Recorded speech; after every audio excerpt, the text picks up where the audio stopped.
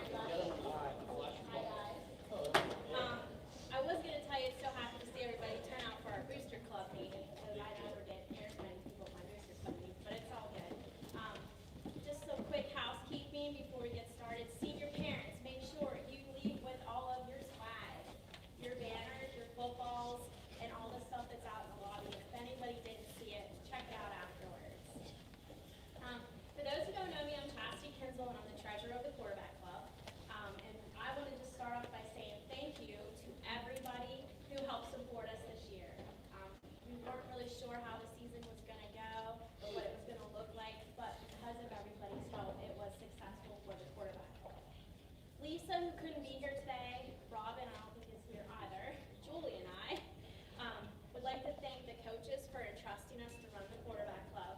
We also want to thank the ladies that help out with the camp, pregame, postgame meals, who are Heather Cracciola, Sue Nickham, Dawn McCarty, and Mandy Shawley.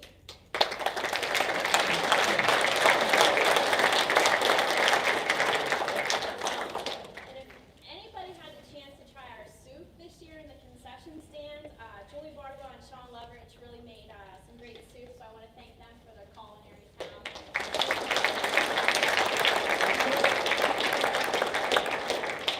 Thanks to Gwen Schreier and Nadia Andrews for organizing the merchandise.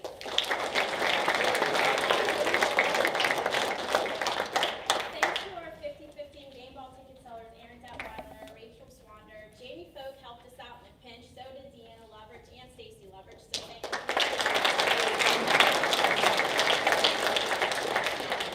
And I want to thank Stacy Leverich for shadowing me this year so that I could actually watch a full football game, because I've never seen a full football game until this season, so thanks, Stacy. Thank you to Ty Eakin. He's like our little concession stand elf. We told him we needed something and it just showed up.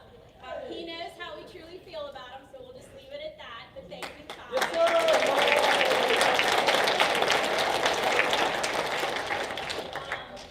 And I want to thank the two J's, Jay Kinsel and Jason Barbaugh.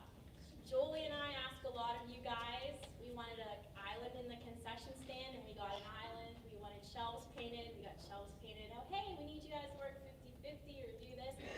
Sure, we'll do it. So thank you, guys.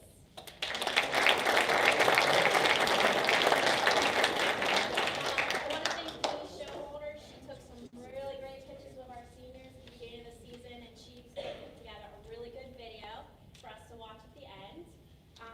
Thank you to our senior parents. Okay. Huh? Heather's side. Thank you to our senior parents for everything you guys have done. A lot of us have been together for a long, long time, so appreciate you guys. I want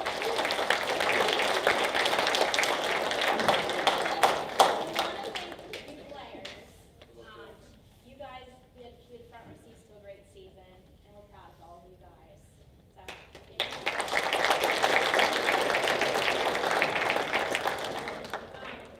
We are probably the largest booster club in all of Bellwood. We have 80 players. And the boys may be practicing from August and playing games till November, but as a booster club, we're busy all year long. We have to plan the pig roast, we have to put the program together, plan camp, pregame, after game, and breakfast meals, because these boys do eat a lot. Running the concession stand, selling 50-50, game ball tickets, along with merchandise. We plan the banquet, along with paying the bills, and then we just put it back on repeat and start all over again.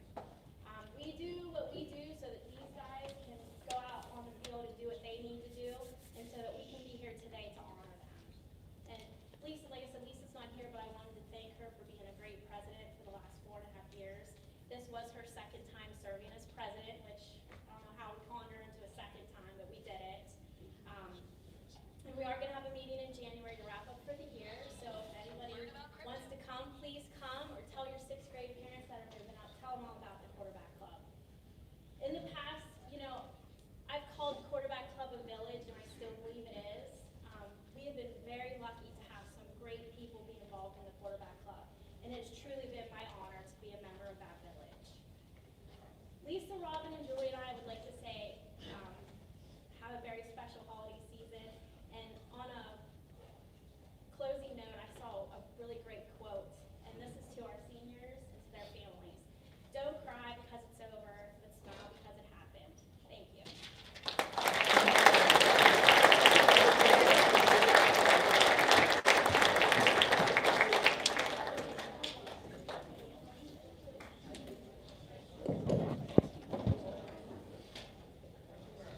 Welcome, everybody. Chastity did a great job with all the thank you there, but I have some that we need to talk about. First thing, we're very proud of everything we do here at BELLWOOD-ANTIS. We have first class facilities. Our school, we think it's pretty good. And that's in the academics, the arts, and the athletics. And I think a big part of that is because of the vision that our school board has. We do have some members here of the school board.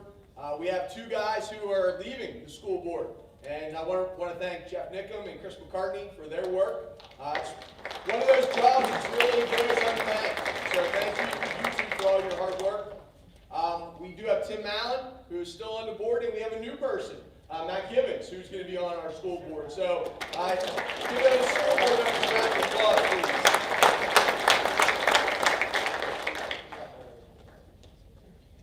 We're really lucky here at Bellwood. Not only do we have a great school board, but a lot of our administrators have been coaches.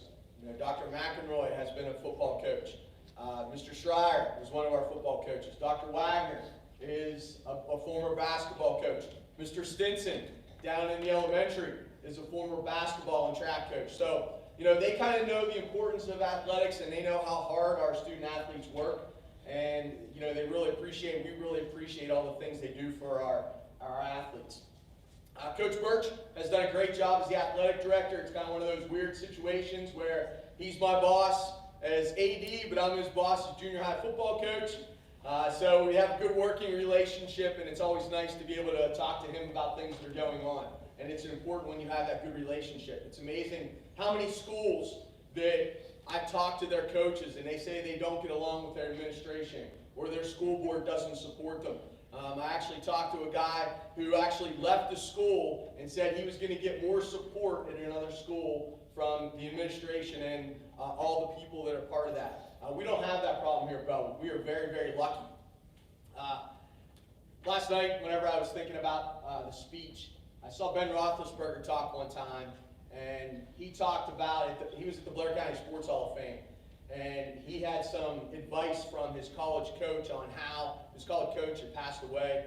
He had some advice on whenever you do a public speaking, you shouldn't use notes too much, and it should come from the heart. I wrote a bunch of notes, but I'm guessing I'm probably going to stray off them. I've already strayed off things. I think that this is very important to me. It's very important to all these players. It's very important to hear. And whenever I am talking, it is coming from the heart. So all those thank yous, they mean a lot. It's not just word service. It actually is true. I really thank all those people for all they've done. Our quarterback club. I think we have some of the best people in our quarterback club. And, Chastity did a great job of thanking everyone. All those little things that go unnoticed, like sometimes these guys may take for granted some of the things that our quarterback people do for us, like the concession stand. That's one of our biggest fundraisers, to be able to go and have one of the best concession stands around. I've never heard one person say anything bad about our concession stand unless we've run out of like soup or halushki. And it's one of those things, it's a big team event.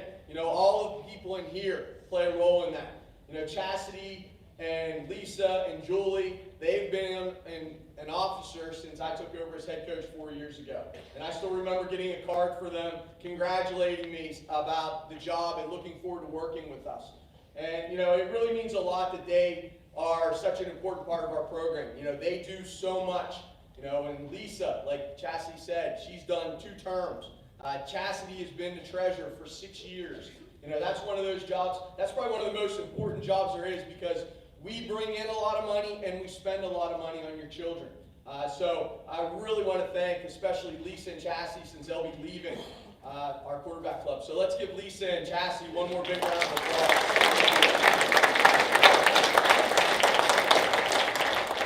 And I think we are very lucky with our quarterback club, and it starts with the officers. One day I was listening to another person speak, and they talked about givers and getters. Some people do things to see what they can get. Some people do things to see what they can give to the program. We have a bunch of givers in our program, and it starts with our officers. With Lisa as the president, Robin Campbell as the vice president, Chastity Kinzel as the treasurer, and Julie Butterball as the secretary. And it's not only them, it's their whole families that play a big role. It is huge, the things that they do. So we really want to thank them. And as we're talking about the quarterback club, all of you parents are part of that. We always try to tell the guys, make sure that you're thanking your parents for all the things that they do, because they do a lot for you. You know, it's the washing the uniforms every single day. It's making sure your game uniforms are ready. Some parents even pack their kids' bags for them. You know, there's so many things that you parents do for your kids, for our players, for our program, and it doesn't go unnoticed. That's why we are what we are. You know, you can have the best coaches, you can have the best players, but if you don't have all those other things we've been talking about, the program is not as successful.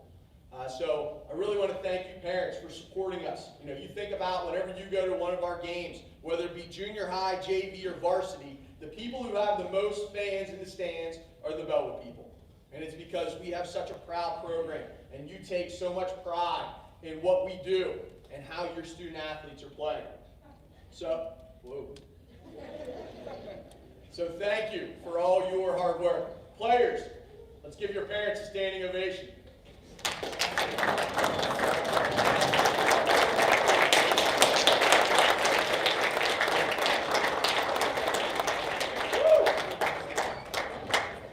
There's a couple of people that are not here, but I want to make sure that they get talked about a little bit.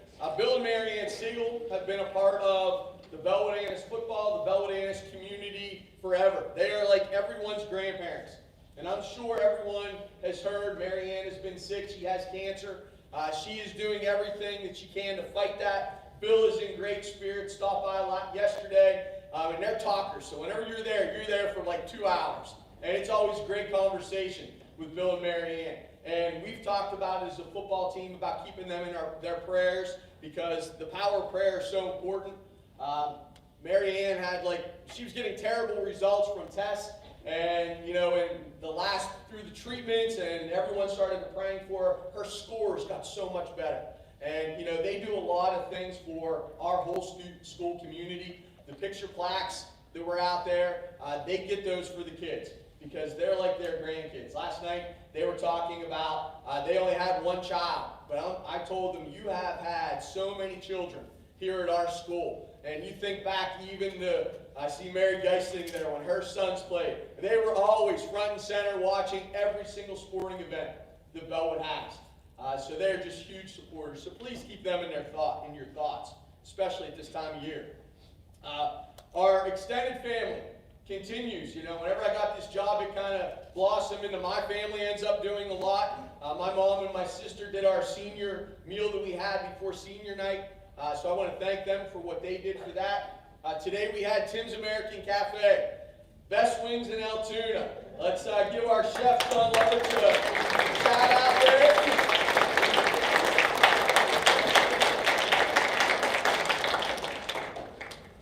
Tim's is still doing takeout, so call and order takeout. Our support staff. Jesse Glass, I think, is the best trainer around. You know, he does such an awesome job with our kids, and anytime that he is talking about how he's treating one of your kids, it's always, this is what I would do for my kid. And that's the most important thing. You know, he will do anything he can. He's a great sounding board, not just for me, but for these guys. And these guys really respect him. He is such a big part of our school community. Even though he lives in Martinsburg, he's still such a big part of the BELLWOOD-ANTIS community. Like I said about people in my family being volunteered. 4 years ago, Pappy Bill took off and wasn't able to be water boy anymore. So I had to create another position. I had to find someone, so I found an H2O specialist, as we call him now. My dad has done such a great job with the kids, and you know, I always try to do things to try to make our kids better people. I try to surround them by good people so they can see good role models, and you know, that's one of the reasons why I thought he would be a perfect person for that. He jokes around with the kids. He holds them accountable for chewing up their cups and spitting them on the ground and eating them. You know, making sure they're picking up after themselves. I said to our guys, I said, this is what I dealt with for 20 years living in his house. So Dad, I really want to thank you, and the guys really appreciate everything you do. So thank you.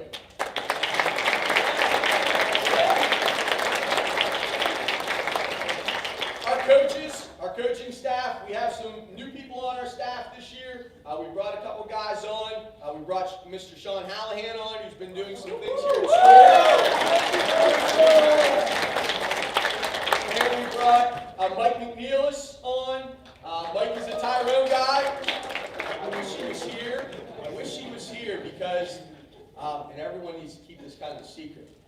He always said when we played for Tyrone, he hated our socks. I'm giving him a pair of his socks, our socks, for Christmas this year. So he has those. So don't break the surprise. And we have our guys who have been here for a long time. Continuity is one of the things that's kind of make us a strong program. You know, you see so many schools that are changing coaches every other year. You know, you look at Mount Union, it seems like every 2 years they have a new coach. And, you know, part of that leads to problems on the team. You know, so I'm very lucky to have the coaches that we have. We have Chris Walker, who's been here, Chuck Erickson. We brought Rick Kensinger back along. We have Travis Martin. We have Charlie Birch, and we have Coach Crow as the. It's kind of funny because it's very hard for me still to call Coach Crow Bill, just because he was one of my coaches. It's that respect that you have for people, and it never goes away. And I think that coach term is a very respectful term. I'm going to bring Coach Birch up, and if there's anyone else I forgot about thanking, I'm sorry, but we really appreciate everything everyone in this auditorium has done for our football program this year. I'm going to bring Coach Birch up here. He's going to talk about the junior high football season and announce his players.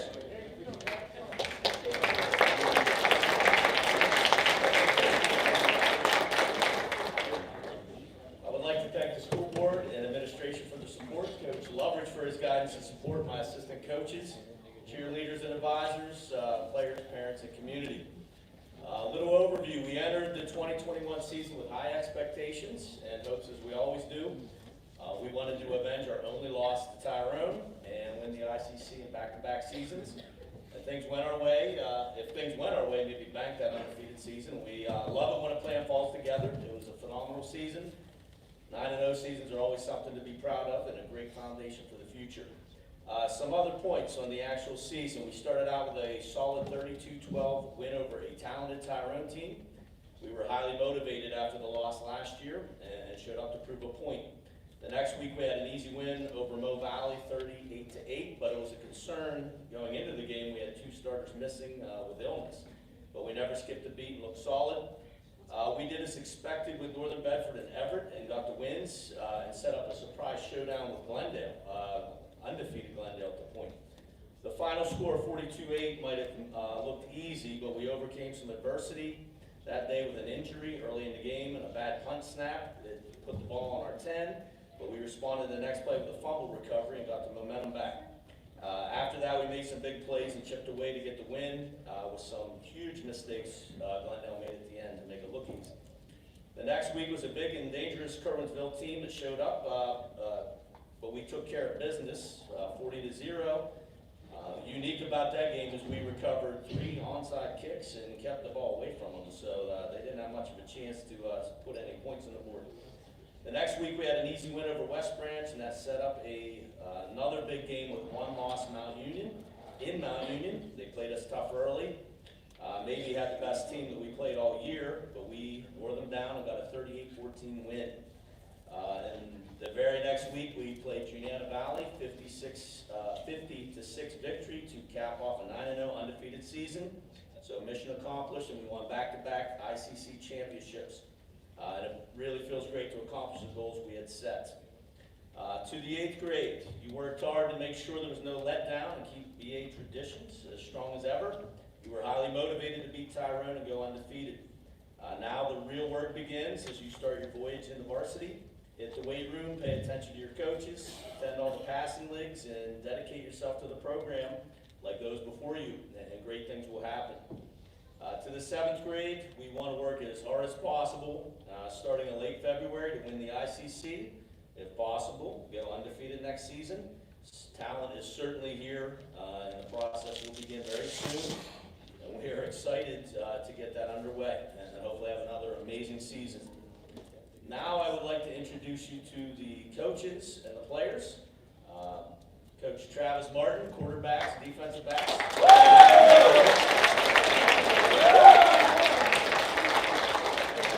New guy that most are familiar with, Sean Hallahan, running backs.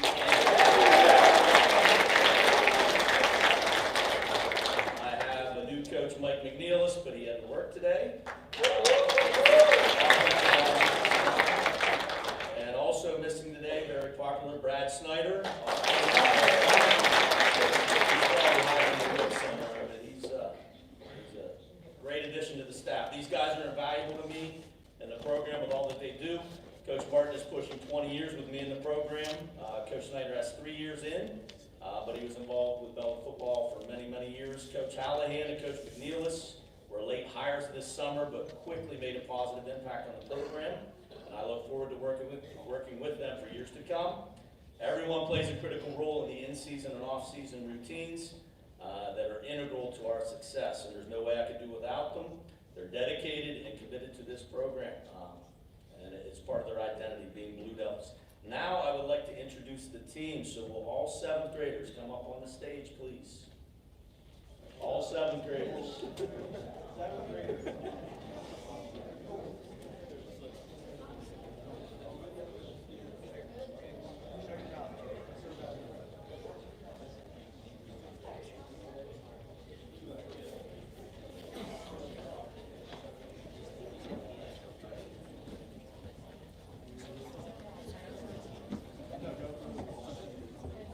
Guys are a great group that we are really excited about starting late February.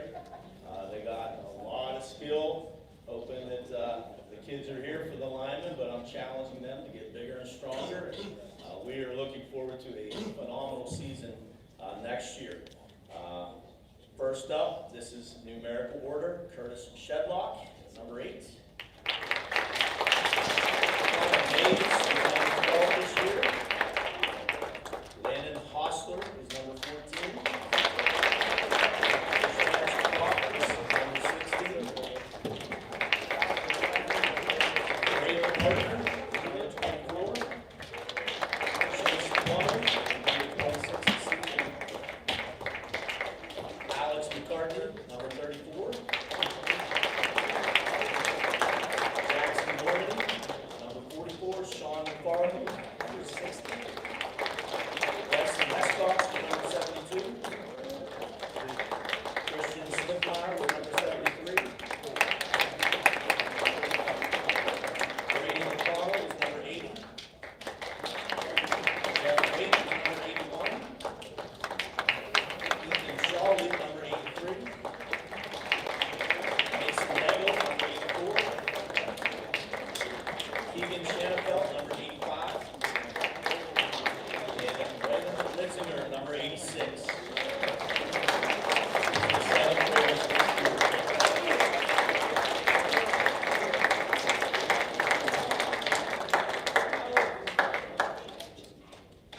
Okay, 7th graders, you can have a seat. 8th graders, come on up.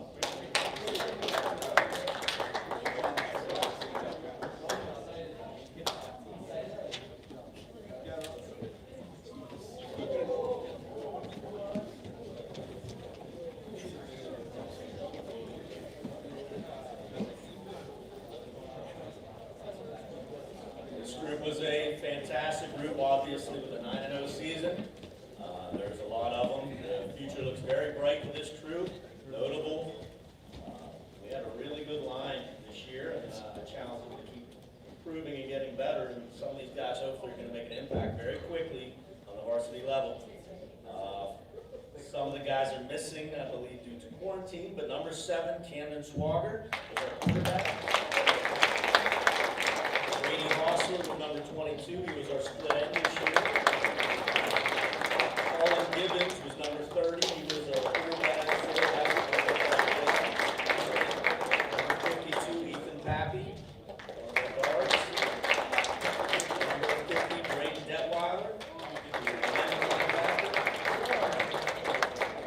Christian Jennings, I don't believe he's here, number 54, he's one of our tackles and linebackers.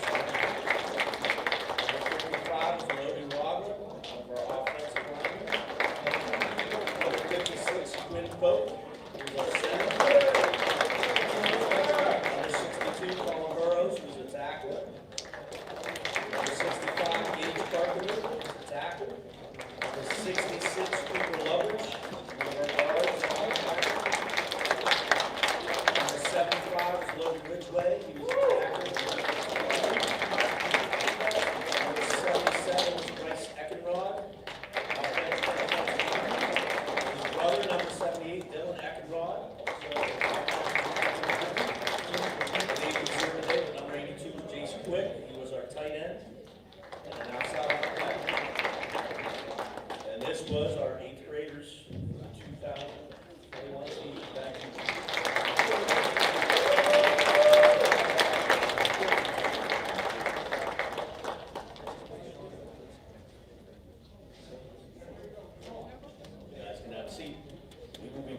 march leaders for awards.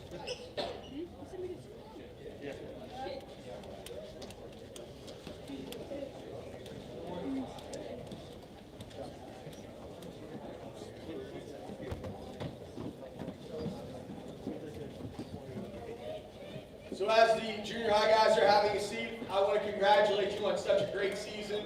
It's always good when you have an undefeated season, and it took all of you. It's just not the 8th graders, it took the 7th graders also to be able to step up and maybe make us the best team we could be at that level. Like Coach Burke said, the challenge is there.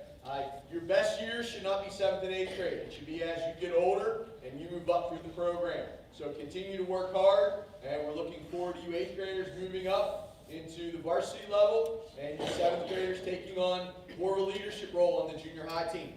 We're going to have Coach Walker come up, talk a little bit about the JV season.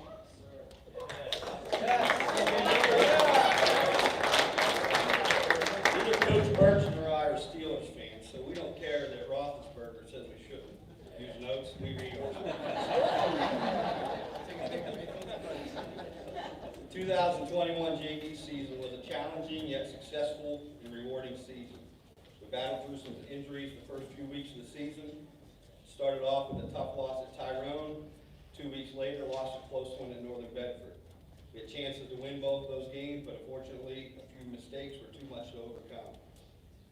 Those first few weeks were more of a feeling out process where we had to get the young kids some experience and confidence. We had to move some guys around to different positions due to injuries.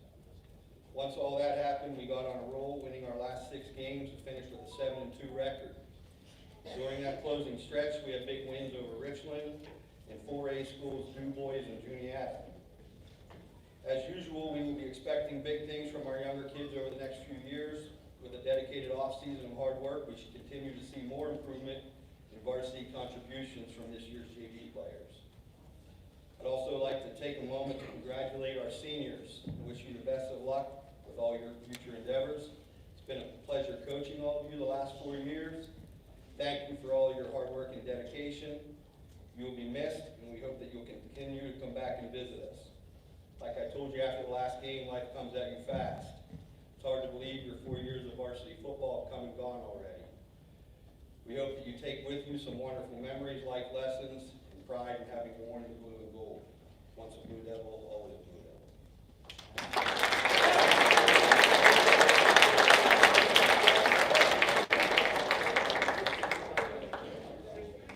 So before I talk about the varsity season, I want to share with you something that a lot of times whenever we have our youth night, I always try to link the youth night up to our pregame speech, and I found this article, and it was from someone who was from the Pro Football Hall of Fame, and it's about what makes football special. And you guys up here and sitting over here, you'll remember we did this pregame speech in the tent out there before homecoming, because homecoming and youth night were the same night, so we had our own little special space out there. And I want to share it with everybody because I think it's really important. I think it really touches on especially the things that these seniors have done and what they've gone through this year. So what makes football special? What is it about football that makes 16 and 17-year-old boys into heroes for their hometowns and little brothers? What is it about football that gives a 40-year-old man goosebumps at the smell of fresh cut grass in the fall? What is it about football that creates an instant connection between former football players, regardless of age or occupation? What makes it special? Ask 100 people and you'll give 100 answers. All those similar in tone, but each with a different twist, a different story. And you know what? Money, fame, power won't be named. More likely, you will find a common theme of team, tough, and time ringing through. This is the core of football, the team of what builds the football player. It takes all of them. It requires 11 players, each doing a different job, each doing their job for a team to be successful. Some get the glory, some get the grit. It takes all of them. The players that play, the players that don't. It takes all of them. Some help to prepare while others play in the game to help succeed. Not for the individual, but for the team. This is football, and this is unique. In a culture that shouts, "Look at me," a team shouts, "Look at us." Football creates men that sacrifice behind the scenes while others get the glory. Football creates men that work together because the work needs to be done together. Football creates men that rely on others so they can be reliable. Football is team. And the funny thing about football, while you are playing, success is measured in wins and losses. But when you're done playing, success is measured in relationships. You will remember a few wins, a few losses, but most of your memories will be of the teammates you won or lost with. What makes it special? You need to be tough, because football is tough. Many people want to play, wish they could play, but few are willing to work, to do the work demanded to play. But the work is a journey. It's what gets you to Friday night. What gets you the extra games in November. The work makes you worthy to learn the lessons that football can teach. And that work is tough. But toughness is essential for life. Few choose to learn this fact on their own, but everyone will learn because life will not be easy. You will have to fight. You will have to struggle. Football players choose to learn toughness because they choose to play football. The toughness that is learned in fight and the struggle it requires to play football will be the foundation of the toughness you need to endure through other fights and other struggles, the more important ones that we be found in life. Football is a sport governed by time. Not just the time on the scoreboard, but the time in your life that you play it. And the fact that you only play it so long. For most, football is played right as a boy starts to become a man. Most play while they are learning who they are and getting an idea of who they want to be. This creates the potential that the lessons they learn playing a game stick for life. If a young man is willing to work for an opportunity to play a game, he may become a man who will work for a career. If a young man will lead on a football field when things are not going well, he may become a man who leads others when challenges arise. If a young man sacrifices for his teammates, he may become a man who sacrifices for his family. There are countless men who say, "I am successful because of what I learned playing football." And you will only play for a short time. Once you're done playing, you're done. That football that you play, when you're done, looks nothing like the real thing. More so than any other sport, the finality and the fact that as soon as you start playing, you are marching toward the end of your football career. Most people don't cry when they play their sport for the last time. Football players do. Players that work every day to prove they are tough cry because they know it's over. One day you wake up in the morning as a football player with a game to play that night and go to bed as a football player with no more games to ever play. But that is why football is special. Because that day, that sad day, you have to start to live the lessons you learned while you played. 3 things you should remember. Embrace your team. Don't be scared of tough. And treasure your time. It is the difference. Nobody ever regrets giving too much to things that they love. I think this embodies our football team. I think this embodies our football program. I think these young men, they do it for each other. They do it for the brotherhood. They're tough. They're able to overcome a lot of things in their life. And they know that they should treasure all those moments. It's amazing how many times I've heard these young men talk about, "I love you guys," especially the older guys. The longer you're here, the more love you're ready to show. The tougher you become. These young men, especially the ones up here on the stage, have been great leaders. They've done a lot of great things in their career. So when we talk about making our season special, we try to do that every year. We set our goals very high here at BELLWOOD-ANTIS. You know, we have that goal that we want to be like that team down the road, that we get that state championship. That's that goal that's out there. Before I got this job, I found a sheet of paper on the floor. It said, set a goal that is so high that it scares you because how tough you're going to have to work.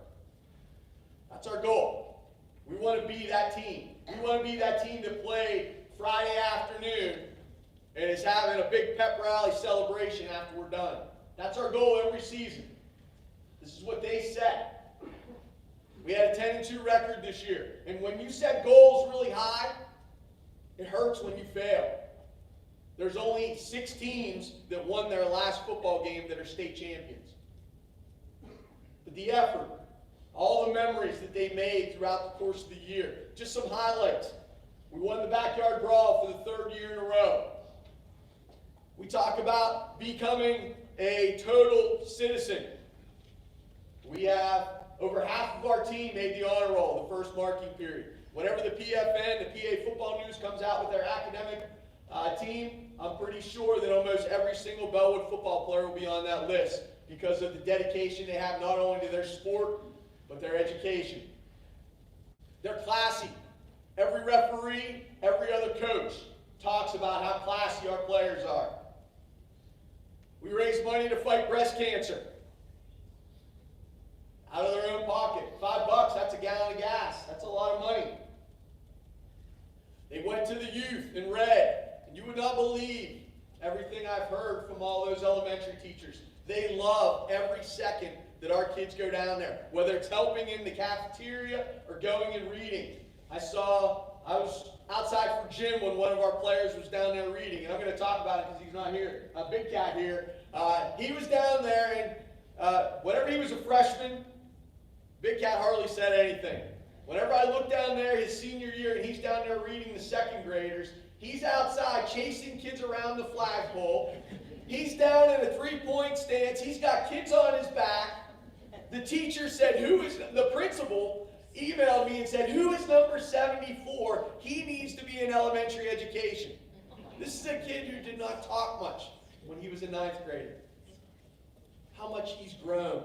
How much these players have grown. How important it is for them to be those role models to those younger people. We're role models in the school. We help set the tone of how our school year is. Beginning of the year, Mr. Schreier played a video, and this is a video that we did not make. And they talked about how they relate success on the football team to the behavior in the school. When the football team is doing well, behavior is pretty good in the school because the football players set the tone. These are the guys that we try to make be the leaders of our school. Mr. Naylor was telling me a story the other day. His daughter goes to Tyrone, and there were kids making fun of special ed students, people who were in the life skills class. And his daughter was, and it was kind of like a mocking. You know, they were kind of laughing with them, but they were really laughing at them. And his daughter got mad about it, and she said, that would never happen. And Mr. Naylor's like, that would never happen in Bellwood. The football team takes control of the school. We started a program this year called the Blue Devil Buddies. I have, Gavin Ridgway, Eli Plubel, Ethan Norris, Aaron Laird, Dallas Smithmeyer, Cooper Geyer, Cooper Keene, that go down every day that they have a study hall and work with our life skills kids. Every single football player talks to those kids in that room. They set the tone because of the type of people that they are. And that is so important. We have what we have at our school because the football team does a lot of things. All right? And I'm very proud. You know, I've always told these guys I'm so proud of what they do on the football field, but I'm more proud of the people that they are in our community and our school. Did we get everything we wanted this year? No. You know, we have that empty feeling. But like I said in the little article I read there, these guys are going to remember the moments that they were with their players, with their brothers, as they call them. They're going to remember those bus rides home. They're going to remember the pregame meals. They're going to remember the speeches that they gave when they were seniors, and guys are crying because football meant so much to them. Football is a tough sport. These guys are tough. These guys are classy. Let's give it up for the 2021 football team.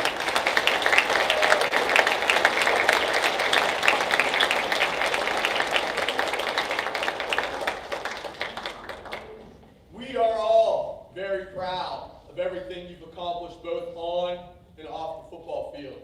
So let's have the freshman class come up here, please. So as the guys are making their way up, our quarterback does a lot of great things. The money that you raise comes back to the kids. The first year junior high players all got long sleeve t-shirts. The 8th graders got crew sweatshirts. The 9th graders will be getting first year players will be getting hoodies. The 2nd year players will be getting a gym bag. The 3rd year players get a windbreaker. And then the 4th year seniors are getting the balls that you see there that Manning Photography did for us, and they have their shadow boxes. So they get a lot of memorabilia for whatever they're playing. A lot of swag, or drip as they like to call it. So our freshman players. For our freshmen, a couple other things that they get. And seniors, I want to make sure you take care of this. The cheerleaders made scrapbooks for the cheerleaders. Please make sure you thank them for their effort. That just doesn't come together. It takes some research. Thank your parents for sharing pictures with them to make your scrapbook something that you'll remember. So make sure you reach out to your cheerleaders. Our first year players, it's a big adjustment. You know, whenever the ICC decided to move up 9th graders to the varsity, I really was not a big fan of it. There's such an emotional and physical maturity that hasn't taken place yet. You have 14-year-old boys with 18, 19-year-old men. We have a lot of guys, our older guys, they all got beards and mustaches already. It's a big adjustment for them. This group did a really good job this year. They practiced with one of the best teams, and it's going to make them a better football player in their career for that. Because, right now they're talking about how important it is for colleges to get their bowl practices in. These guys got extra practices for our playoff games. That was 10 extra practices that other teams weren't going to be getting. So our freshman class, we're real proud of everything you've done. Definitely saw improvement throughout the course of the year. And that's what we always strive for. Next year, you need to take the next step up, start to become a contributor on the varsity level. Be a leader on the JV football team. So we're going to announce our 9th grade football players. First of all, Holden Schreier, quarterback.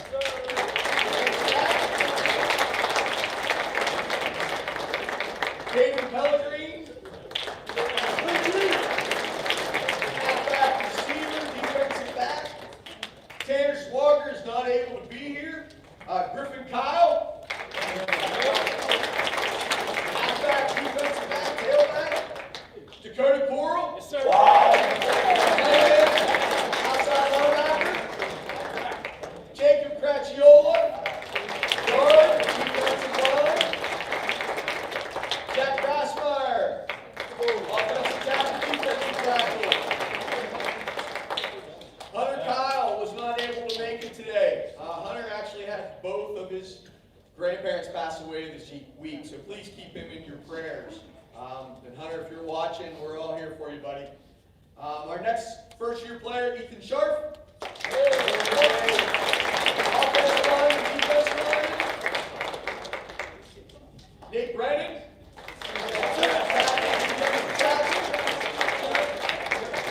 Ian Ball. And Colin Coral. Defensive back. Let's have a round of applause for the freshman class.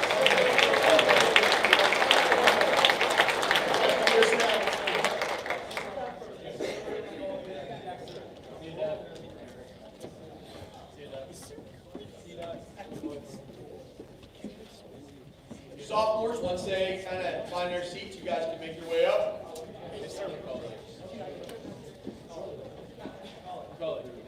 There's a group I want to thank.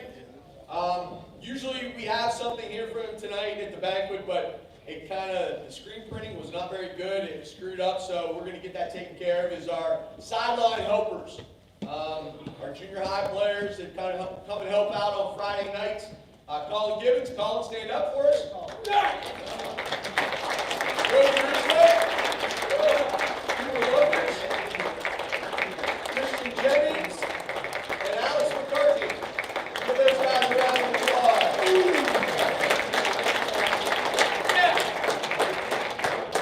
Our sophomore class.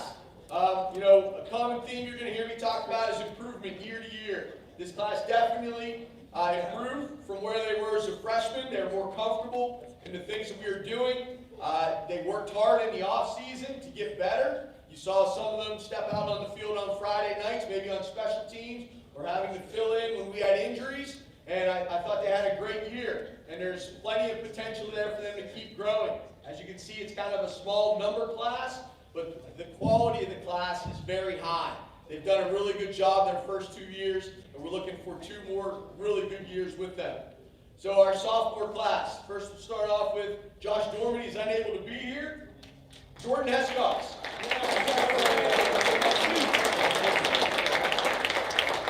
Dalton Foreman. Ethan Robertson. Bobby Kenner.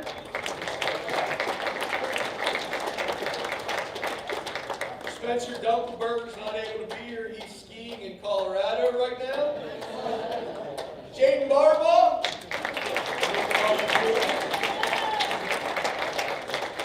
Chance Schreier.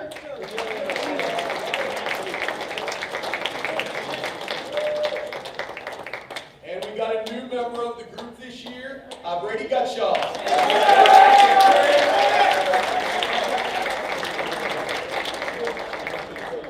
Let's have a round of applause for our sophomore class.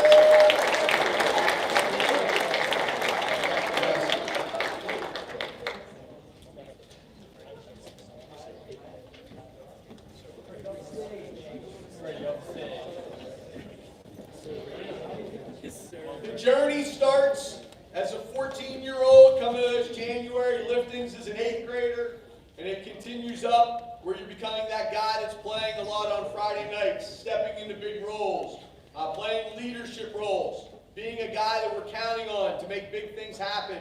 And that was one thing that our junior class has done. So juniors, please make your way up to the stage.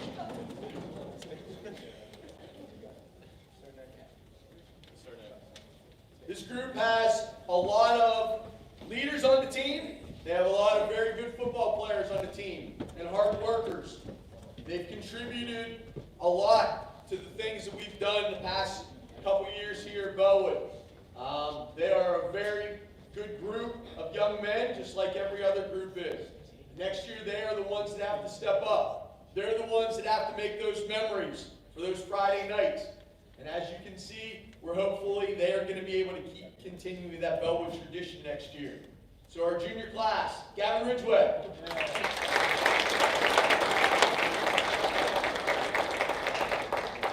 Dylan Andrews is in Las Vegas. He's not on the slots, but he's hiking in Las Vegas, out in the mountains there. Nick Cost.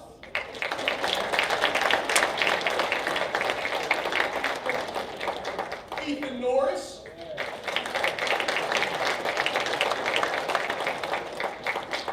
Dominic Doffenbaugh, double D, double nickels. He's not going to change his name. He's out of school, double nickels. Andrew Nickham.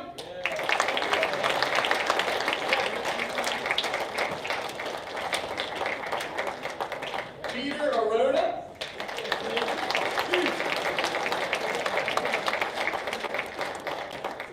Levi was not able to be here today. Ty Aiken.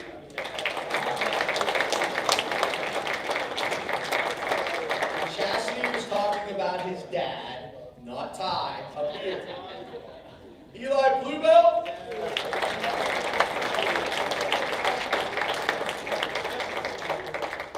And Camden Baylor is not able to be here. For you juniors, before you sit down, the challenge is there for you.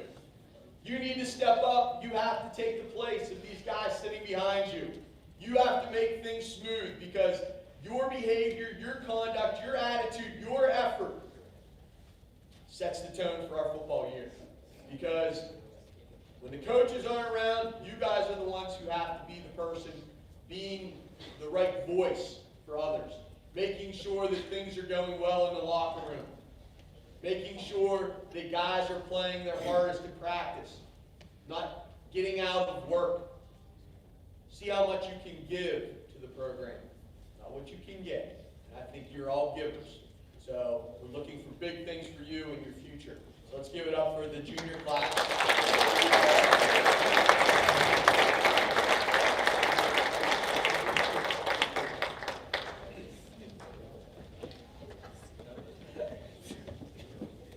Now for our senior class. This is a very special group for me. You know, I could probably say that every year, but this group here, they were the first group of freshmen that whenever I was named head football coach. So we spent a lot of time together. You know, over the course of 4 years, if I went back and counted up hours that I've been with you guys, it's probably more than probably my own family. So you all mean a lot to me. It's kind of funny, when Aaron Larry was a freshman, he came up to me after the banquet and said about how I'm like he's like kind of a son. And that's something I always told the guys when we had our first meeting was, it's like, I don't have any sons at home. I have 2 daughters, and my 2 daughters are great. But this year I had 46 sons. And I always try to make sure I treat these people just like they are my sons. I care about them. All the coaches, we care about you and everything that you do. And we want to see you be that best person. You know, one of the things we talked about early was the goal of our program. Yes, we want to win football games. We want to win championships.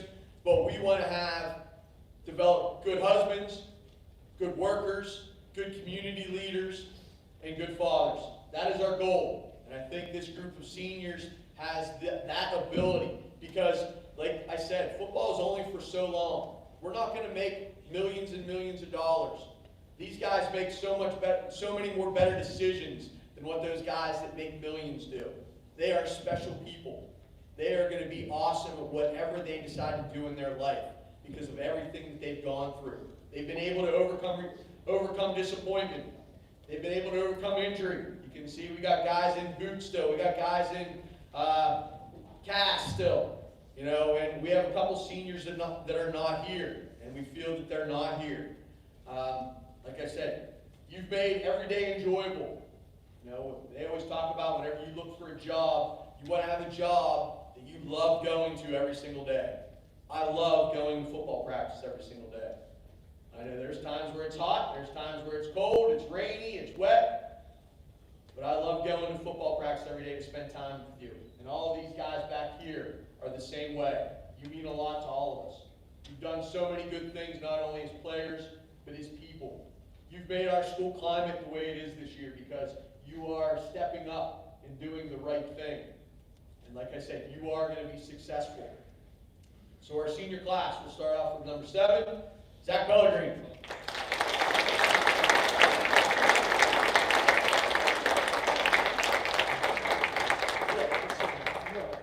So seniors, just stand up in front of your chair. Actually, come over here and shake hands with the coaches as you go around, and then just go back to your team and your seat. You can get your stuff after we're done. Zach probably plays the hardest position on the football field, the one that takes probably the most criticism. I'm probably the one who gets the most criticism. He's probably the one who gets the second most. And he was very tough by doing all those things. He played a great season for us this year. 2-year starter, did some very good things throughout the course of the year, and stepped up and became a leader on our football team. Number 16, Jake Barton.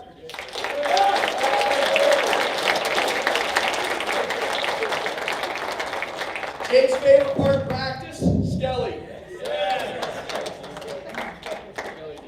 Jake was one of those guys, and we have some. You know, like in the story I read, not everybody gets the biggest chance to play Friday night. But the guys who play on Tuesday, Wednesday, Thursday make Friday special. Jake was one of those guys that gave us great effort. He probably had one-handed catches and Skelly. You know, there's memories that he's going to make, that he's going to remember, and guys are going to be talking about. He loved going out there and running those patterns whenever it was Skelly. and Skelly is whenever we're just working on the other team's pass plays. Those guys took a lot of pride, and Jake took a lot of pride in making sure that our secondary was ready. Number 18, Dallas Smithmeyer.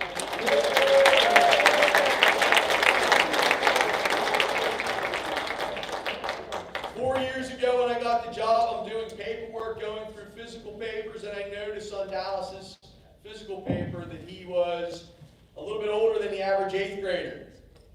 So we talked about things. He was not going to be able to play football his senior year. Talking with administration, his parents. He went straight from 7th grade to 9th grade. That would be a very tough thing to do. All your comfort group is all there with your grade. You're ready to play junior high football. Next thing you know, oh, you show up, you're a varsity football player.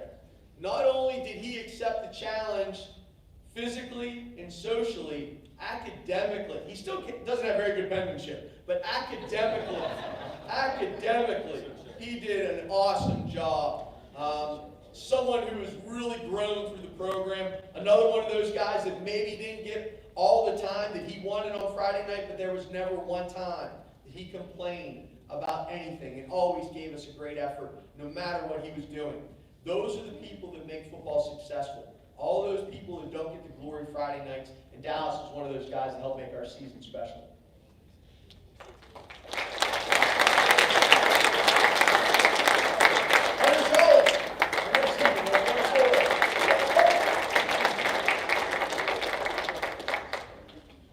Hunter's one of those guys that lacks confidence a little bit.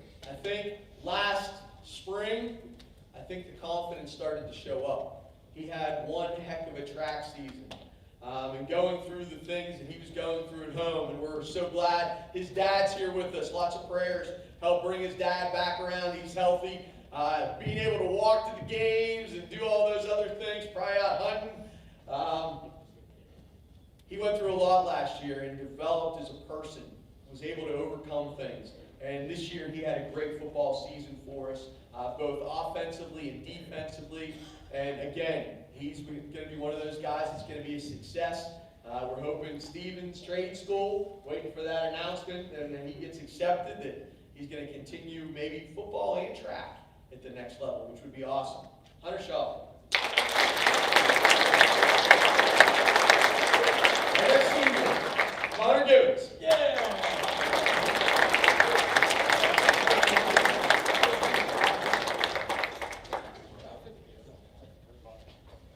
Connor's one of those guys that, as a junior, as a sophomore, he's a 4-year letter winner, so he's been contributing at the varsity level for 4 years.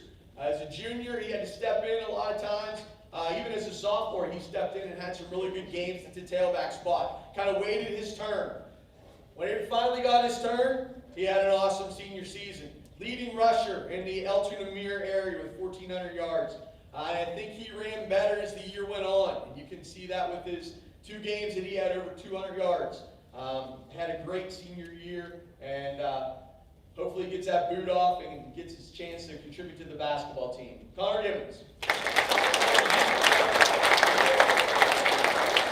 Number 40, Sean Mallett.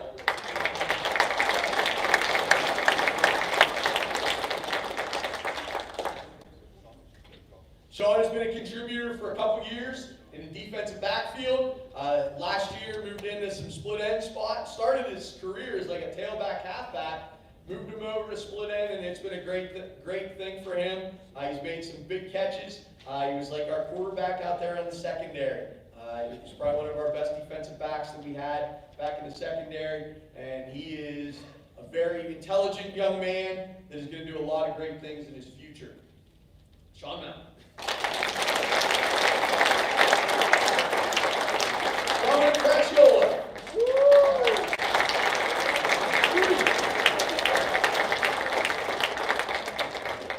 Unfortunately, Dom's senior year was not what he wanted, but that's what happens in life sometimes. I'm sure every single adult here can think about something that didn't go the way they wanted to in life. Maybe a certain job, maybe a certain anything. We've all had that time. I know one thing, Dom has the character that is not going to hold him back.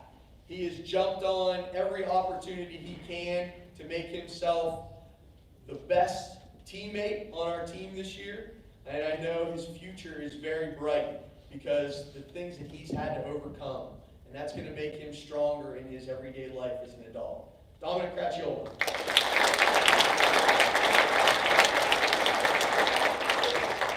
Alex Kovac had surgery yesterday and is unable to be here, but Alex is one of those guys that injuries kind of hit him. I think his sophomore year, he pretty much missed the whole year, got hurt in the central scrimmage, and then this year, the Juniata Valley game, second play of the game, same knee, same problem.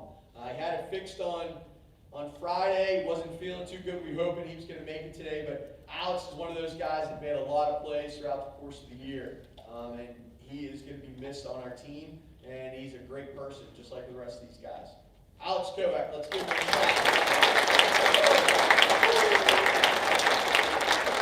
160, Aaron Laird.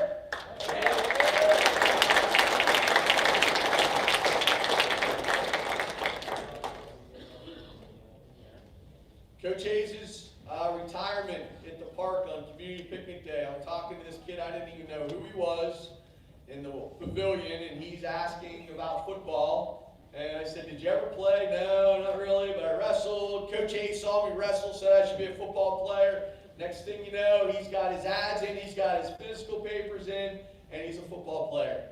Aaron has made great strides as a person throughout the course of his career. Academically, he's one of those guys, you're going for your FFA jacket, correct? I'm going for my Keystone. Keystone degree, which is one of the highest awards you can get in FFA. And you can just see the person he's developed throughout the 4 years playing football in here at BELLWOOD-ANTIS. Aaron Laird. 162, Mike Kinsel.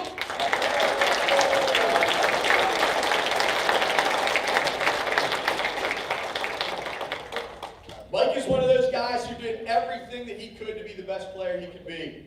The morning lifts, coming to conditioning, doing everything that we needed as a scout player. Again, probably one of those guys that did not play as much as he really wanted to, but there was never ever a complaint from him.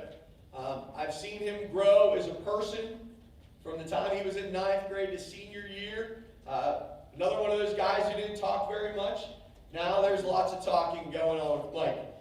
Mike even went out for dinner with the seniors, which he wasn't doing before. And that's one thing that I really appreciate with this group. This group was together. They did things together. And, Mike was a big part of our success. He gave us that strength that we needed on our scout offense or scout defense.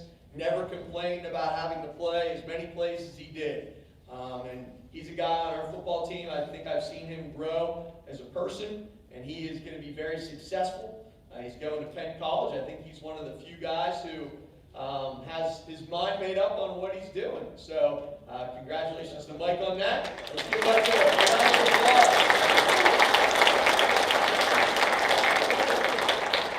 The next senior, Cooper Geyer. As you can see, Cooper is a little banged up toward his labrum his junior year, throwing a football, and played pretty much 2 years with it the way it is. Stuck it out, had his surgery the other day. Had a great senior season, great career, very unselfish player. Anytime you make the switch from going from a guy who's going to carry the football to a guy who's never going to carry the football, very unselfish. And even the success he had this year as a fullback, there was not one complaint that said, hey, can you put me in the backfield more times? It was always what was best for the team. And that kind of epitomizes what our team is about. So Cooper Geyer.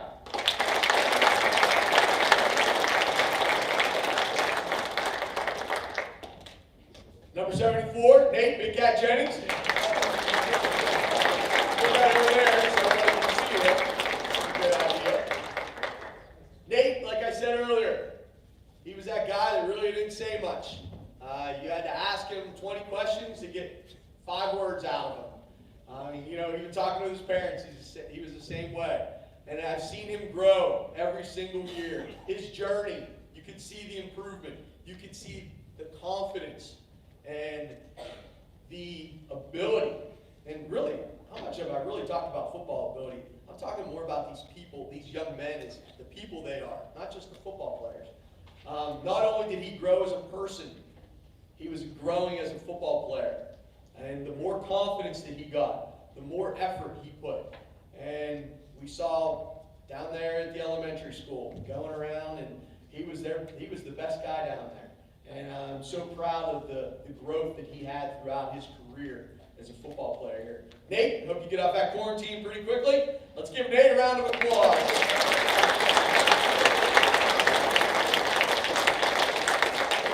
Number 81, Cooper King.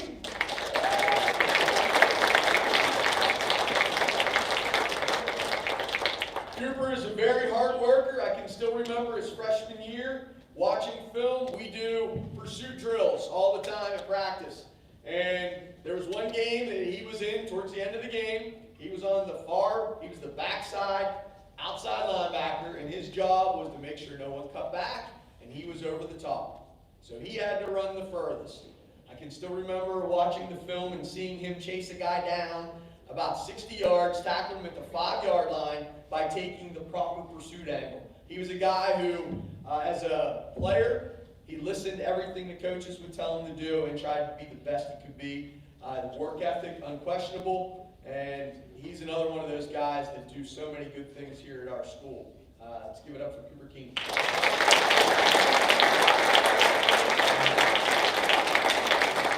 And our last senior, number 83, Brannon Cherry.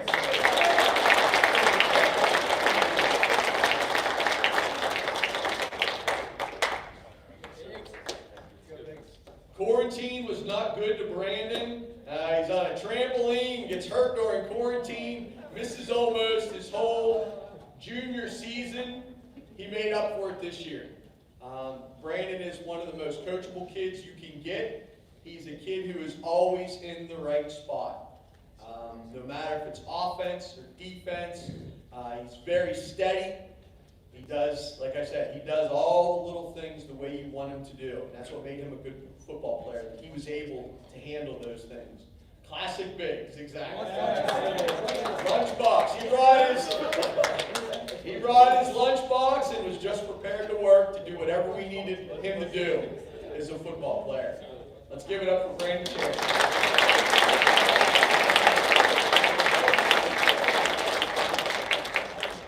I'm sorry that I talk a lot about these guys, but I'm very proud of them. And like I said, they mean a lot. Every single player on this team means a lot to all of us.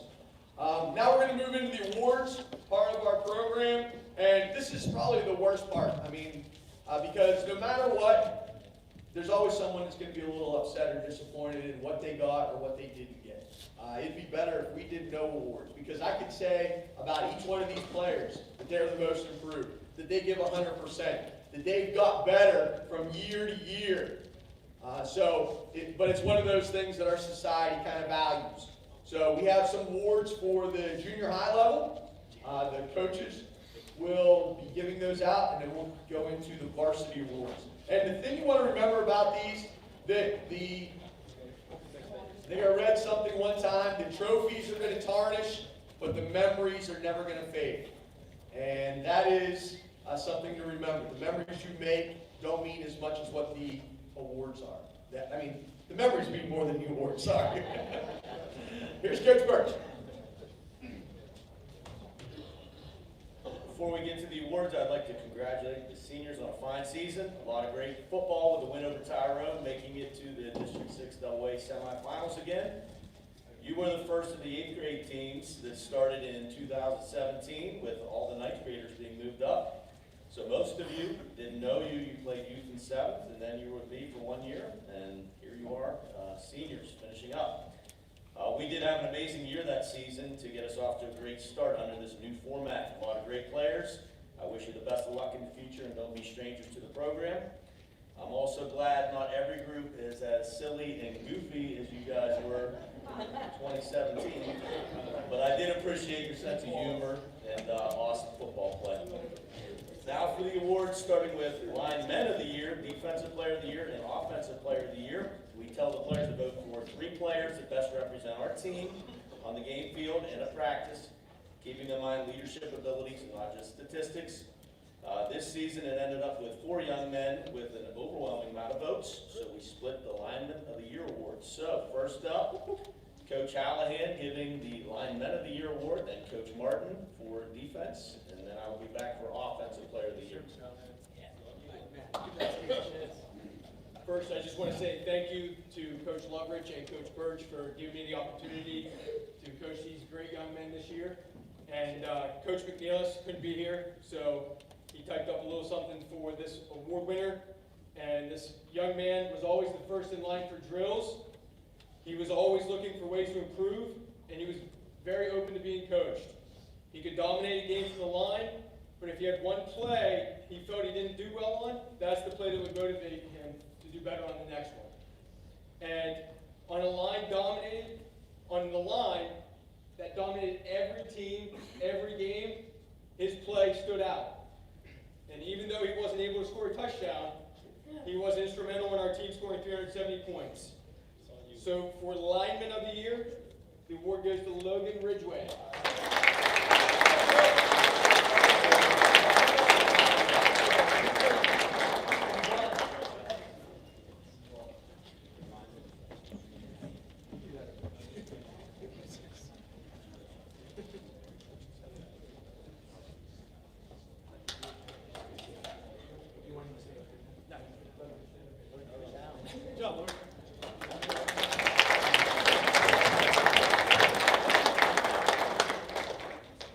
This next award winner for Lineman of the Year, this young man has a great passion for the game of football. It starts in practice with his high energy, his leadership, and that carries over to the games, where he does his job to the best of his ability on every single play. That energy and leadership was an integral part of the success that we had this year. And he is a great example of what the football culture of BELLWOOD-ANTIS looks like. And so our second Lineman of the Year award goes to Cooper Loveridge.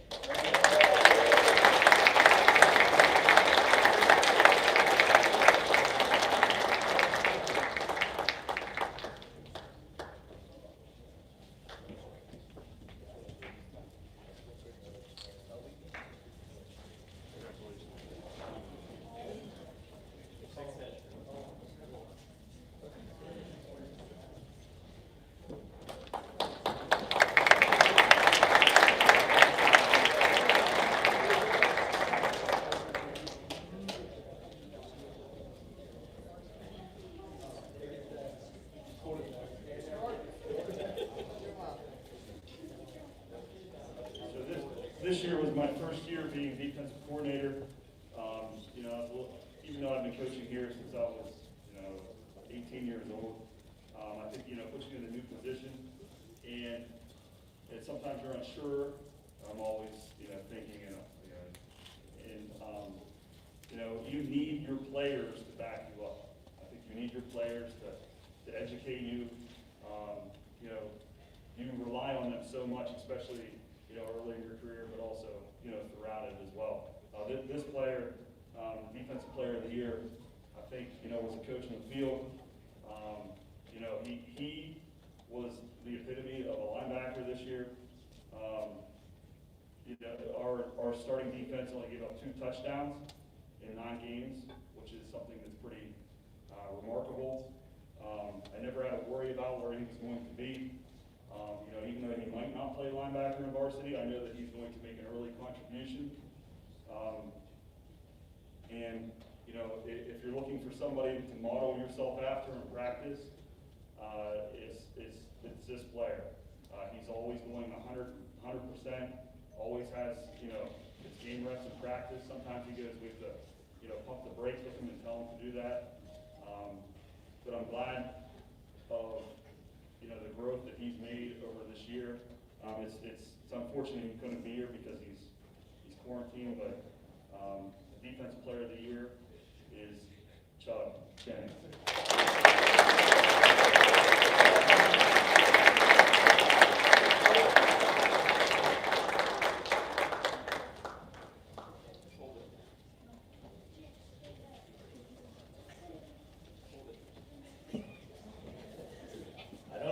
Top top 10 list of players, and I probably never will. That wouldn't be completely fair to all the fine players that have come through the program. But this is my 29th year of coaching junior high football. This guy ranks up there as one of the best at the junior high level, along with some other people in this room, no doubt.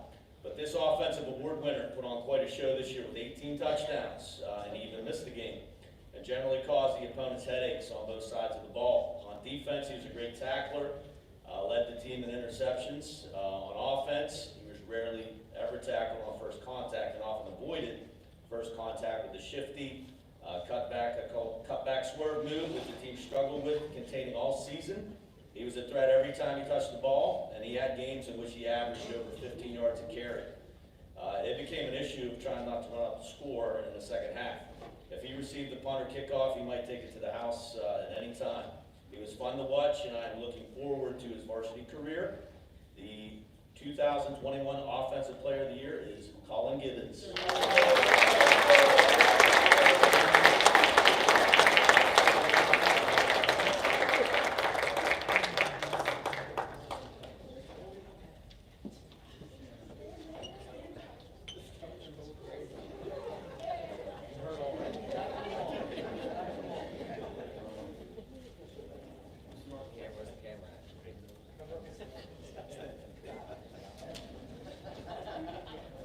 That is the Junior High Awards. Thank you.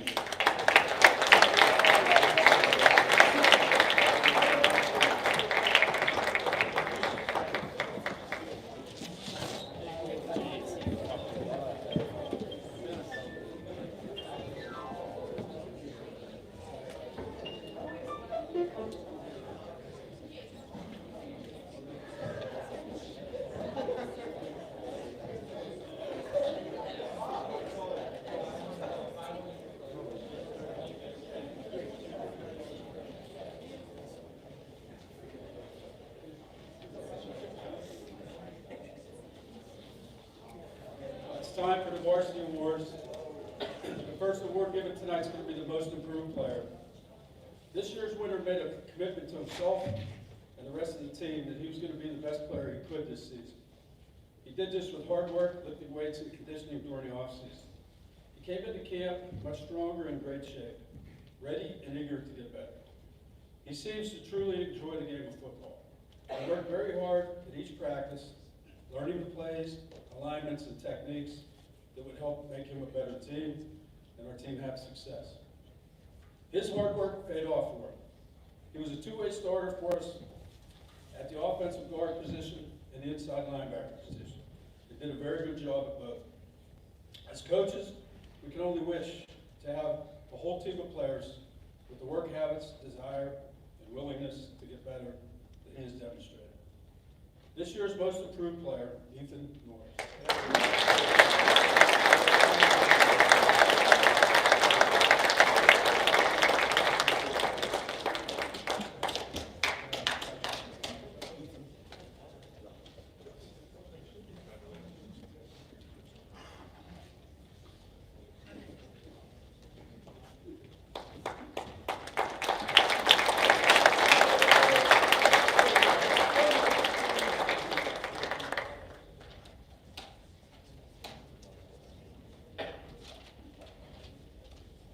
The next award is the Jerry Potts 101% Award. Jerry Potts 101% Award, which has been given out since 1987, is an award to the Blue Devil football player who has given 101% at all times. This honor is for the individual who in his own way, whether by building morale among teammates, giving his all in the practice field, or during the fierce intensity of the game while receiving little or no publicity, worked hard to demonstrate his love for the game and for the good of the team. These qualities exemplified Jerry Potts, who was tragically taken from us in 1986. His smile, sense of humor, and dedication to his team were truly 101%. Mr. and Mrs. Gerald Potts established this award in honor of their son. This year's winner's contributions will not be found on the stat sheet. His hard work on Monday through Thursday not only made him a better player, but us a better team. He was not afraid to step in on scout team on both sides of the ball to give us the best possible look heading into Friday nights. He was a valuable contributor on special teams, and was able to fill in a few different positions late in the season after some injuries, and more than held his own. He was always willing to do whatever was asked for him for the betterment of the team. He was a pleasure to have on the team and has come a long way both on and off the field the past several years. This year's Jerry Potts 101% award winner is Aaron Legger.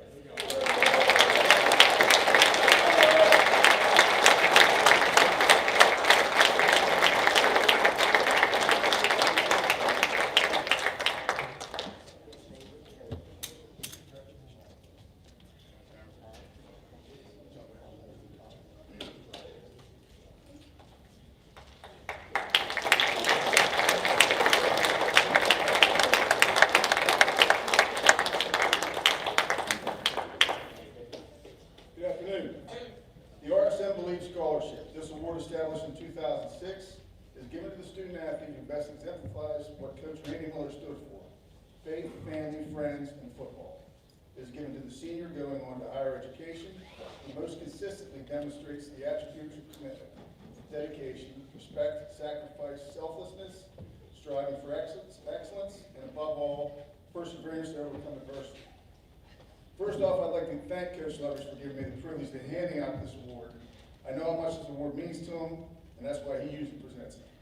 This year's RSM Award winner contributed to the team on both sides of the ball. On offense, he had 12 receptions for 207 yards, 4 touchdowns.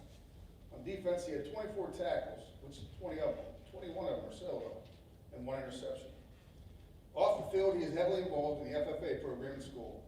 He is also involved with the Connect staff at Community Worship Center in Tyrone, where he volunteers his time serving on the audio-visual team.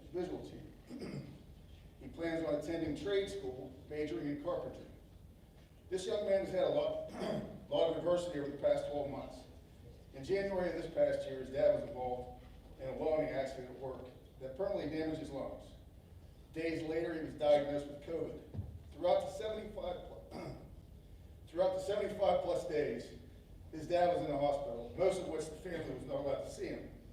I watched this young man step into a role that he was not familiar with, man of the house. He would help his mom and siblings as much as he could.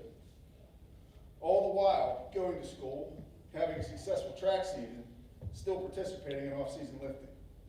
Throughout this ordeal, he would lean on faith, family, and friends for support.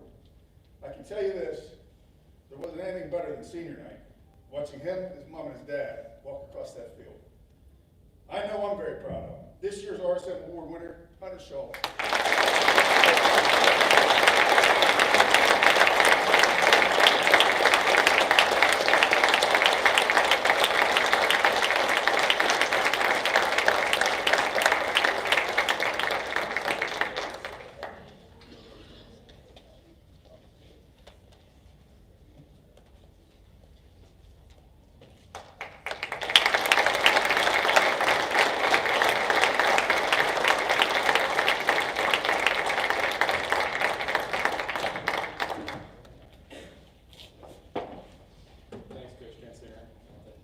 Get my wits about me again now.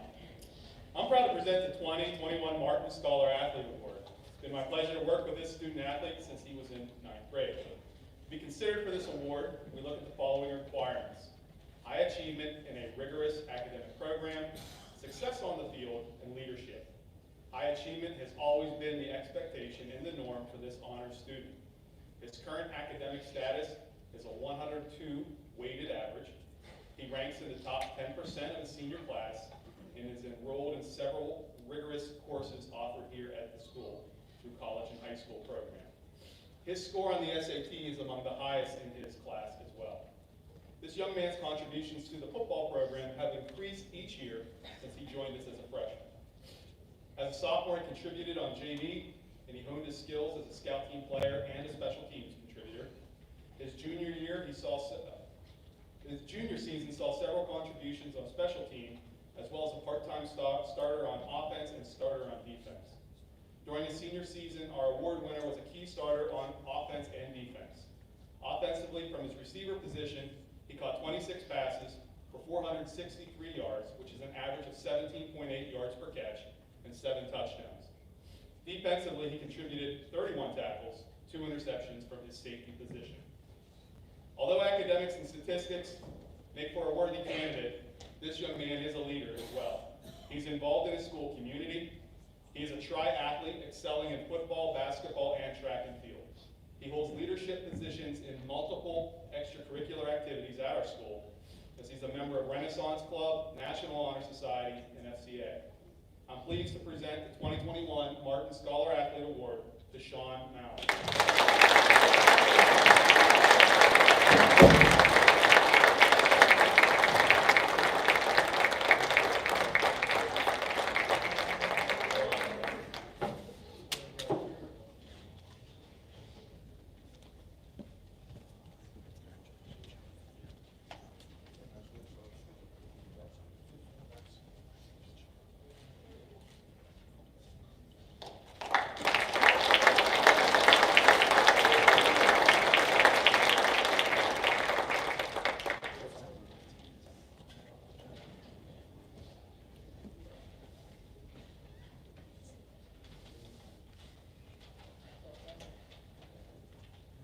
The next award is the Del Grosso Foods Outstanding Offensive Back. Player voting results for this year's Offensive Back Award were so close that it actually ended in a tie. So we have co-winners for this award. Every coach has a philosophy as to whether you have to be able to successfully run the football to open up the passing game, or you have to be able to successfully throw the ball to keep defense on their heels to make running the football easier. Fortunately, we were able to do both very well this year. So there can be debate as to which one made the other more successful. Our first award winner took care of the rushing aspect of our balanced offense. He finished with 1,425 yards and 16 touchdowns. He averaged 7.2 yards per carry and 129.5 yards per game. He had back-to-back over 200-yard rushing games late in the season. We like to approach kickoff and punt returns as the first offensive play of the series. Take pride in big returns to set up field position and gain momentum. This player was a big part of that, averaging 16 yards per kick return and 15 per punt return, including 2 punt return touchdowns. Like many of our past outstanding running backs, he had to wait his turn while other older outstanding players played in front of him. His hard work and patience paid off this year. He made the most of his opportunity and added his name to that elite list of BA 1,000-yard rushers. This year's first co-outstanding offensive back award winner is Colin Gibbons.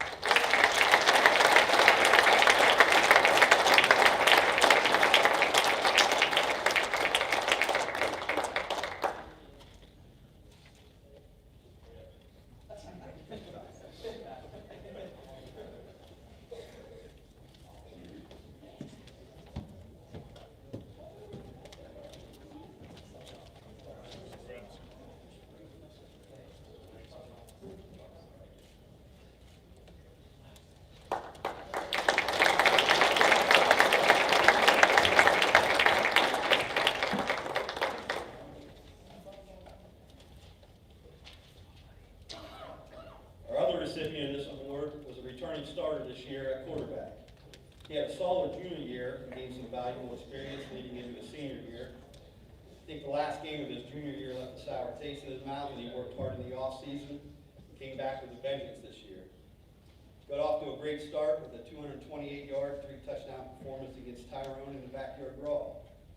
He built off that confidence from that game to have an outstanding season. Finished with over 1,200 yards passing, more than doubling his yardage from the previous year. But his most impressive statistic is only 17 touchdowns and only 3 interceptions. He finished his career with 27 touchdowns and only 6 interceptions. If not for some of the lopsided scores in our favor, I believe the stat line could have been even more impressive than it was. We don't always have multiple-year starters at the quarterback position, so he will definitely be tough to replace next year. It was a pleasure being his position coach for the past 4 years, and I'll miss the way he greeted me every day of practice. He's going to have to tell me who Waka Flocka is. Maybe I don't want to know. This year's co-outstanding offensive back is Zach Pellery.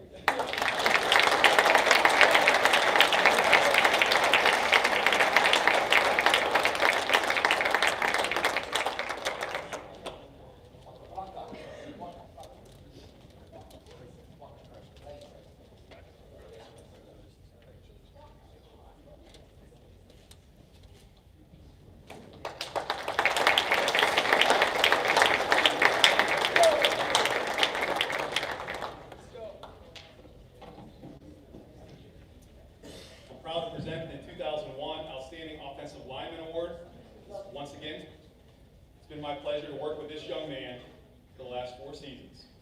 Any offensive football team succeeds because of the strength and experience of its offensive line. This year, our offensive line had 5 to 6 great offensive linemen assisted by 3 talented tight ends. The offense, led by our line, accrued some great numbers this year. The team rushed for 2,415 yards and 30 touchdowns, passed for an additional 1,217 yards and 17 touchdowns. Our offense averaged over 100 yards passing and 200 yards rushing in each of our games. The outstanding offensive lineman was a 2-way starter during his senior season. He started on the D-line as a junior at DN and probably would have been a part-time starter in 10th grade as well. However, injuries shortened his season. His statistics reinforced that he also had a solid season on defense and that he accumulated 18 total tackles, 9 for loss, 1 caused fumble, 2 sacks, as well as several QB hurries. This year, the award winner earned a starting spot on the offensive line and helped solidify a position of need coming into the season. There are many attributes that an offensive lineman needs, and this player had them all: strength, quickness, discipline, courage, and toughness. This player played the position just as he was coached, fulfilling his duties by ensuring that each offensive play could begin at the snap. He could assist the O-line in identifying the defensive front and consistently blocking at the point of attack. We lost him early in the Juniata Valley game, and his value as an offensive lineman became apparent as we struggled to move the ball consistently that night. He was part of the offensive line and defensive lines that allowed VA to be among the leaders in the mirror coverage area. I'm pleased to present the Outstanding Offensive Lineman Award to Alex Kovac.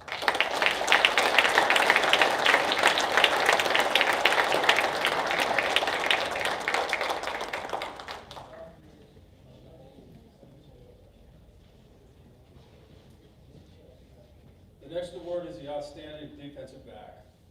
I've had the pleasure of watching this young man mature from a very promising young athlete to an exceptionally good student, athlete, and citizen. He has been blessed with a very supportive home environment and much God-given talent. But the development and use of these gifts is the most impressive. During his time at the varsity level, he exhibited remarkable determination, toughness, and hard work to prepare himself for football.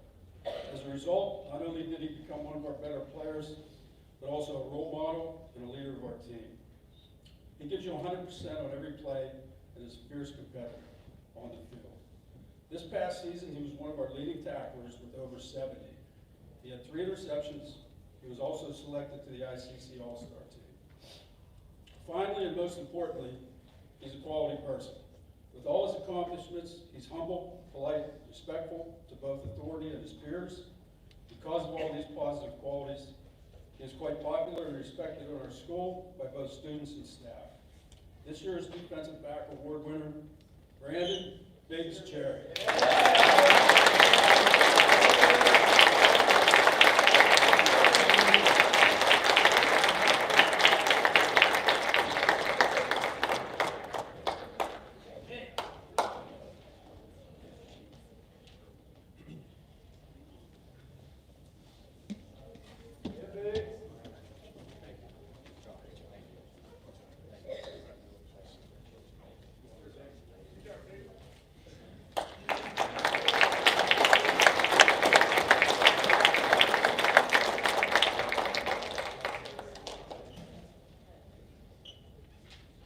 Recipient of the Most Valuable Defensive Lineman Award goes to a player that has been a starter since his sophomore year.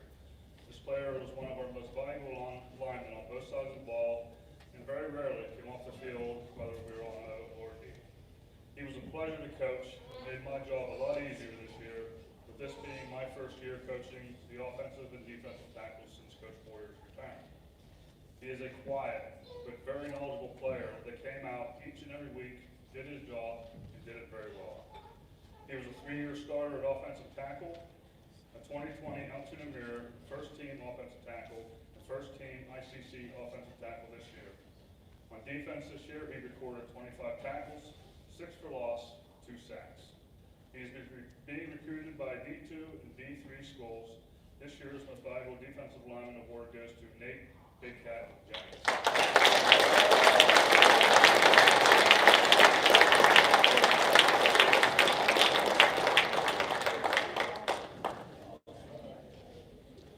Just want to wish my congratulations, especially those two guys that are not here. They were a big part of our team, Nate and Alex. Hopefully you guys are watching. You guys deserve those awards, so thank you, along with everyone else that got those awards. There's a couple more awards we needed to handle. The first one is the Vfw Blanket Award. This is the most valuable player award blanket. This is the oldest award that the BELLWOOD football program has been giving out, and is sponsored by the VFW. This year's award winner epitomizes those three letters, MVP. It may not always just mean most valuable player for him. It could also mean most versatile player. Defensively, throughout his career, he's played a lot of positions. Defensive tackle, defensive end. His junior year, moved into the outside linebacker spot. This year, he moved into the inside linebacker spot. He was willing to do anything he could to get onto the football field.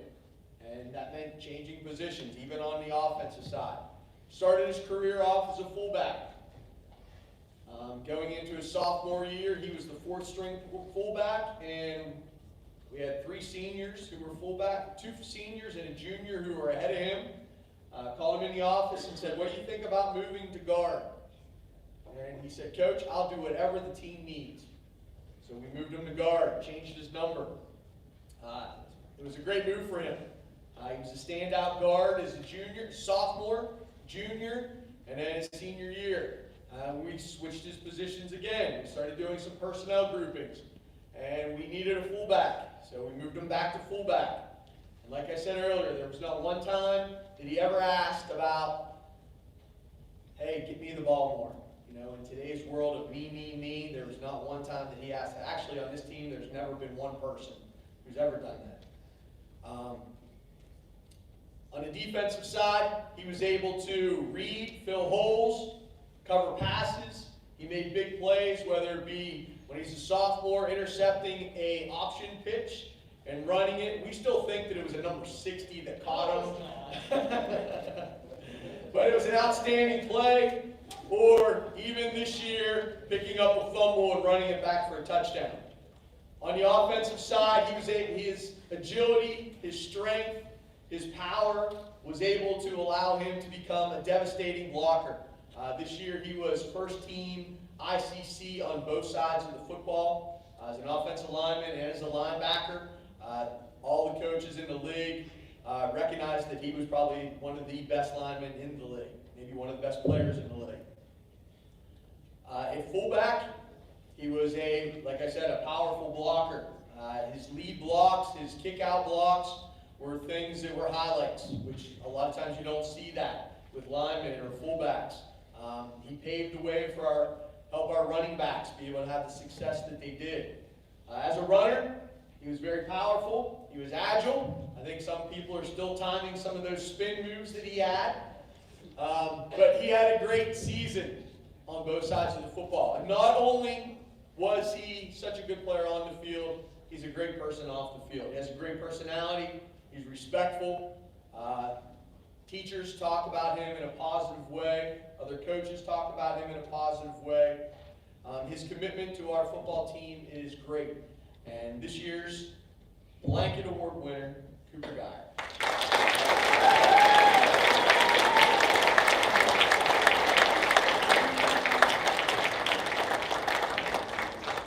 Unfortunately, the COVID chain does not have the blanket here yet. We ordered it when we always ordered it, but it's not here yet. So Cooper, when it is here, we will get it for you.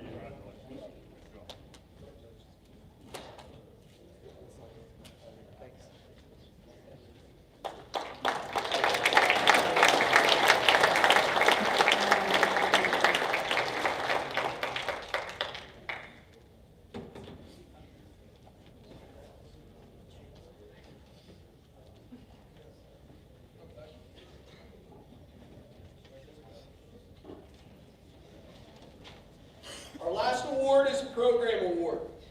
We talk about journey. We talk about 4 years and the contributions that have been made over those 4 years. We have our players vote, our coaches vote on our awards, and there was no question this year that this team deserved to have 2 Lombardi Award winners. from the commitment of the program.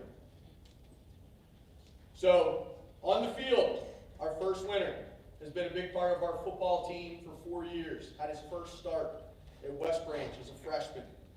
And then he moved on to become a full-time starter as a sophomore on both sides of the football. Is a junior, probably the most dominant offensive lineman and defensive lineman in the area, recognized by the ICC, hands down. No one questioned him being first team both sides of the football. The Altoona Mirror recognized him. There was lots of interest in him on the college front, and a lot of people thought that he may be the best player we had coming back this season. Unfortunately, his season was cut a little bit short because of illness and injury. Whenever he did play, he was still one of the best football players we had on our football team. I think he had 19 tackles for the year, so he averaged 6 tackles in the 3 games that he played and 2 tackles for losses. That's a dominating performance whenever you talk about a football player, especially when you're talking about a defensive lineman and an offensive lineman. As a blocker, he used, kind of like what we talked about with Cooper, he used his skill. He was able to move. He was able to hit people. He played with an edge throughout the course of his career. The best play that he probably made in his career was last year's Tyrone game. Those memories, Tyrone game's always one of those big memories. We had a strip sack, picked up a fumble, ran it back for a touchdown, kind of changed the momentum of that game, and helped us come out on top. Off the field is where the Lombardi Award is really won. Off the field, this player is a tireless worker. His work ethic is unquestionable, both on the weight room, in the practice field, in the locker room. He is one of the best teammates you can have. It's amazing to see seniors talking with freshmen and becoming friends with freshmen. And that was definitely what we saw this year with this football player.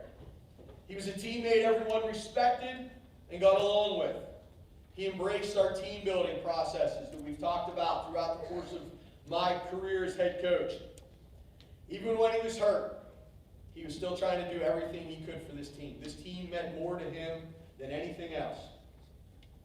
He was helping coach people on the sideline, showing moves on the sideline. It's amazing when you're walking around the sideline and you see him and he's doing moves, trying to help the guy out who's out on the field, taking his place. He broke film down for us. Without any injury, this player would have probably been one of the best players in the area this year. For us, he is still one of our best players on our football team as a person and as a football player. I'm going to bring them both up at the same time. So, our second winner, and it's kind of ironic, these two are very close to each other. Our second winner has made his mark on both sides of the football. 3-year starter at defensive end, 2-year starter at tight end. He's made big plays with his speed, his quickness, his strength. He's been able to get pressure on the quarterback, team leading 9 sacks this year. He's been able to disrupt other teams' passing. He's been able to help shut down the run whenever it came to his side. On offense, he became an explosive player this year. We used his abilities, put him in motion, used him as a lead blocker, a kick-out blocker. He made big catches, catching a screen pass, running it for a touchdown against Claysburg, having the big pop pass touchdown against Tyrone to help seal that win. Again, off the field, the Lombardi Award is won. In the locker room, he was our unquestionable leader, both vocally and with effort, with attitude. He was the guy who gave the little pregame talks before things happened out on the football field. He was a guy who embraced, just like the first winner, embraced everything that we talk about in team building. I remember as a 9th grader, him applying to go to Blair County Leadership. And he's used every single one of those leadership abilities to help make our football team the best it could be. He's driven success in the weight room in the off-season, running. Pretty sure I have spies in Parkview Estates and have seen him already running around with a backpack around the neighborhood, up around the hill. And this is after the season's over. His work with our autistic students is unbelievable. He goes every single day, 5 days a week, sometimes 2 periods in a day, and works with our autistic students. The autistic teachers think that he should become a special education teacher, the way he is with these students. Coach Lombardi always talked about individual commitment to a group effort. That is what makes a team work, a company work, society work, a civilization work. This year's award winners definitely made our football team work. They've made our school work. And I'm calling them up because they're such good friends. Whenever Dominic got hurt, Cooper was the one who came up with the idea of putting the 52s on the helmet. This year's Lombardi Award winners, both very well deserving winners. Dominic Cracciola and Cooper Keene.